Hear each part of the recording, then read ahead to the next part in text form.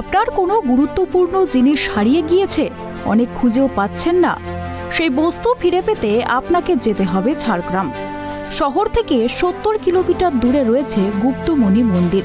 স্থানীয়দের বিশ্বাস, ওই মন্দিরে পোড়া মাটির ঘোড়া বা হাতি সুতো দিয়ে বেঁধে মানত করলেই পাওয়া যাবে হারানো বস্তু। এটা হলো স্থানীয় বিশ্বাস, কিন্তু এই মন্দির কোনো অংশেই কম ঐতিহাসিক নয়। দেবী দুর্গারূপী পূজিতা হন মা গুপ্তমণি, মূলত আদিবাসী শবর জাতির আরাধ্যা দেবী। ইতিহাস বলে প্রায় 750 বছরের পুরনো এই মন্দির। দেবীর ইচ্ছায় আজও এখানে পাকা ছাদ হয়নি, টিনের ছাউনি দেওয়া পাকা দেওয়াল, ছোট্ট পরিসরে পাথরের মূর্তি। আজও এই মন্দির সন্ধ্যার পর নিমজ্জিত হয় গাঢ় অন্ধকারে, কোনো আলো জ্বালানো হয় না, এমনকি প্রদীপও নয়। এই মন্দির ব্রাহ্মণ্যবাদের বাইরে গিয়ে হত দরিদ্র আদিবাসীদের মধ্যেই পূজিতা। প্রাচীন রীতি মেনে গুপ্তমণি মায়ের পুজো করেন শবর সম্প্রদায়ের মানুষজন, কোনো ব্রাহ্মণ পুজো করেন না। দুর্গাপুজোয় হয় না চণ্ডীপাঠ, গীতাপাঠ বা যজ্ঞ, তবে বলি প্রথা আছে। নবমী ও দশমী তিথিতে বলি হয়। তবে এখন দুর্গাপুজোয় প্রচুর লোক সমাগম হয়। অন্যান্য জেলা থেকেও প্রচুর ভক্ত আসেন গুপ্তমণি মন্দিরে পুজো দিতে। দুর্গাপুজো বলতে মা বুড়ির পুজো, যেটা খুব সমাগমভাবেই হয়। প্রচুর বাইরের থেকে লোকজন আসে, ভিড়ভাট্টা হয়, সারাদিন ধরে পুজো হয়। মোটামুটি লোকের সমাগম প্রচুর হয়। অন্যান্য জায়গায় যেমন পুরোহিত দিয়ে পুজো হয়, না না, এখানে পুরোহিত দিয়ে পুজো হয় না। কিভাবে হয়?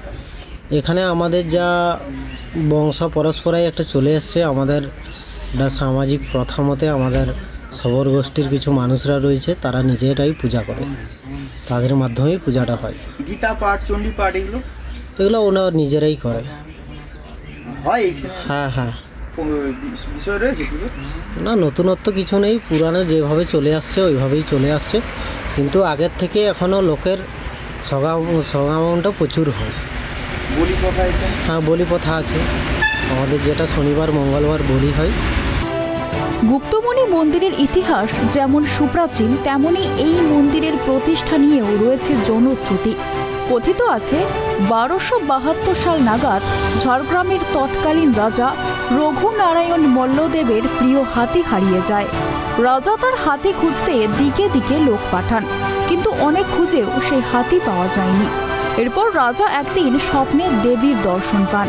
তিনি নির্দেশ দেন কাছেই শুকনিবাসা জঙ্গলে তার হাতি বাঁধা আছে।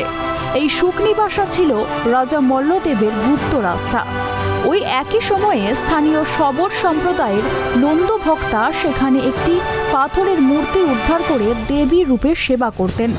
রাজা স্বপ্নাদেশ পেয়ে লোক লস্কর নিয়ে শুকনিবাসা পৌঁছান। গিয়ে দেখেন তার প্রিয় হাতি লতা পাতা দিয়ে বাঁধা রয়েছে। অনেক চেষ্টা করেও রাজা তার হাতিকে উদ্ধার করতে পারে না।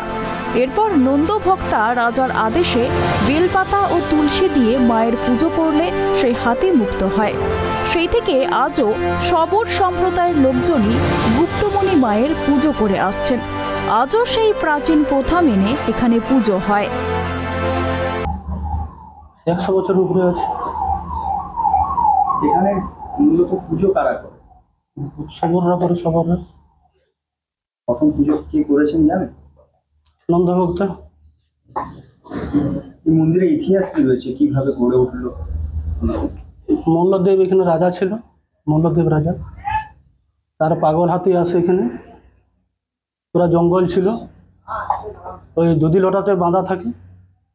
রাজাকে স্বপ্ন দেই যে অমুক জায়গায় হাতি আপনার বাঁধা আছে, যে ওইখানে বসবাস করেছে নন্দভক্তা, ওইখানে রাজা যাই।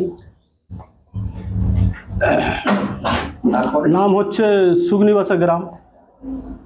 এখানে রাজা যাই, রাজা যে আমার নন্দভক্তাকে ডেকে নিয়ে আসে যে আপনার কোনো ভয় নেই, আপনার হাতি এখানে বাঁধা আছে।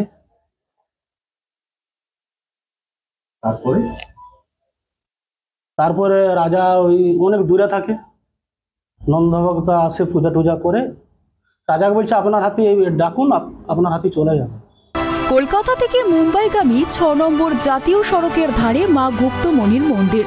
ঝাড়গ্রাম শহর থেকে দূরত্ব 27 কিলোমিটার। আর খড়গপুর থেকে মাত্র 14 কিলোমিটার।